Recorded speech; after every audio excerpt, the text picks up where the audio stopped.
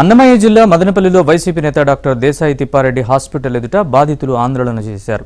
రొంపిచెర్లకు చెందిన శ్రీనివాసులు నాయుడుకు ఇటీవల వైద్యులు శస్త్రచికిత్స చేశారు. వైద్యం వికటించడంతో శ్రీనివాసులు మృతి చెందాడు. దీంతో మృతుడి బంధువులు ఆసుపత్రి వద్ద ధర్నాకు దిగారు. నిర్లక్ష్యంగా వ్యవహరించిన డాక్టర్లపై చర్యలు తీసుకోవాలని, ఆసుపత్రి లైసెన్స్ రద్దు చేయాలని డిమాండ్ చేశారు.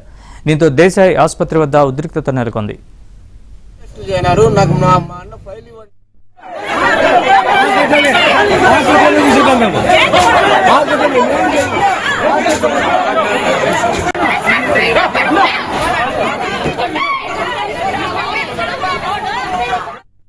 మా అన్నకి వీపులో కొవ్వు గడ్డ ఉండింది, చిన్న గడ్డ.